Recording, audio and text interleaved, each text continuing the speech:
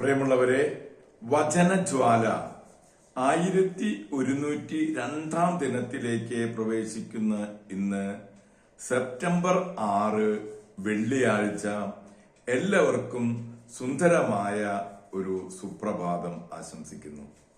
നമ്മൾ ഇന്ന് പരിശുദ്ധ ദൈവമാതാവിന്റെ ജനനത്തിരുനാളിനൊരുക്കമായുള്ള 8 നോമ്പിന്റെ 6-ാം ദിവസത്തിലേക്ക് പ്രവേശിക്കുന്ന ഇന്നത്തെ വചനവായനയിൽ 1 മക്കബായരുടെ പുസ്തകം 16-ാം അധ്യായം 11 മുതൽ 24 വരെയുള്ള തിരുവാക്യങ്ങളാണ് ശ്രവിക്കുക.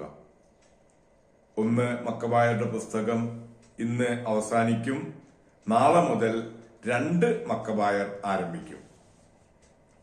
ശിമയോന്റെ മരണം. അബൂബസിന്റെ മകൻ ടോളമി ജെറിക്കോ സമതലത്തിന്റെ അധിപനായി നിയമിക്കപ്പെട്ടു. അവന് ധാരാളം സ്വർണവും വെള്ളിയും ഉണ്ടായിരുന്നു. പ്രധാന പുരോഹിതന്റെ ജാമാതാവായിരുന്നു അവൻ. അഹങ്കാരം കൊണ്ട് രാജ്യം കൈയടക്കാൻ അവൻ തീരുമാനിച്ചു. ശിമയോനെയും പുത്രന്മാരെയും നശിപ്പിക്കാൻ അവൻ ദുരാലോചന നടത്തി. അപ്പോൾ ശിമയോൻ രാജ്യത്തെ നഗരങ്ങൾ സന്ദർശിച്ച് അവിടുത്തെ ആവശ്യങ്ങളിൽ ശ്രദ്ധ പതിച്ചുകൊണ്ടിരുന്നു.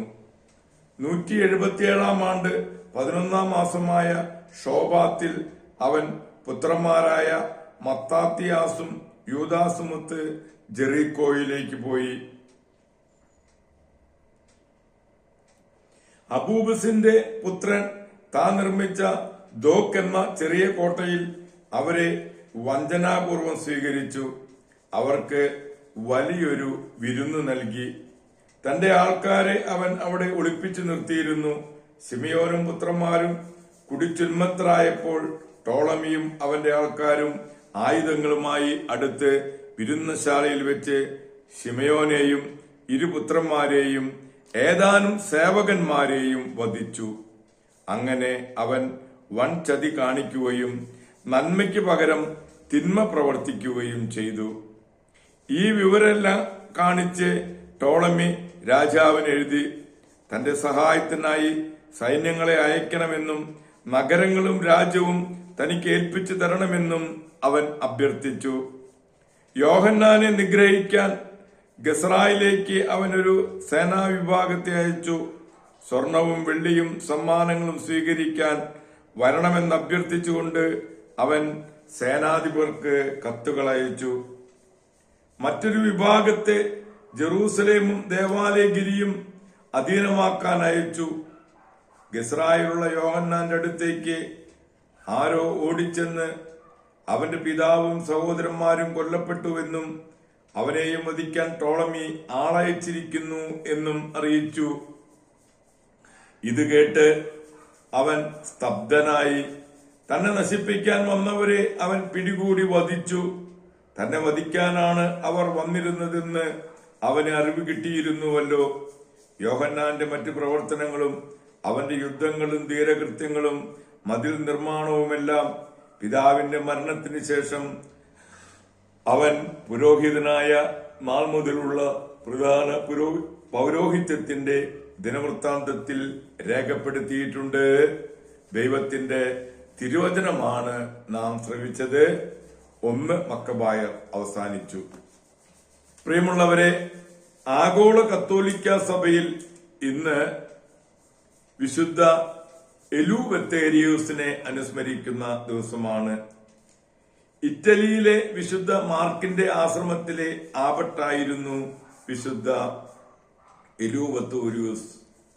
ലളിത ജീവിതവും അനുതാപവുമായിരുന്നു പ്രധാന ഗുണങ്ങൾ.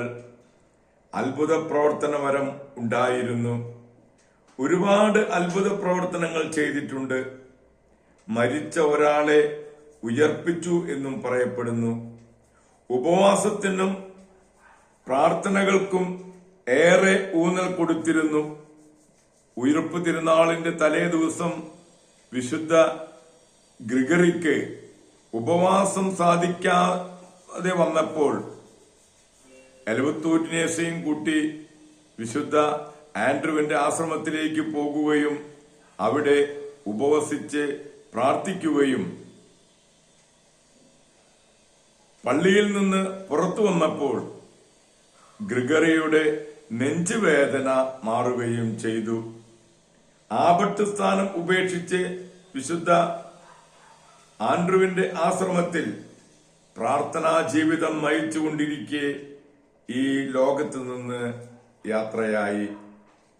വിശുദ്ധ എലൂബെത്തൂരിയൂസിന്റെ മധ്യസ്ഥം യാചിച്ച് ഇന്നത്തെ ഈ നല്ല ദിവസത്തിലേക്ക് നമുക്ക് ഓരോരുത്തർക്കും പ്രവേശിക്കാം.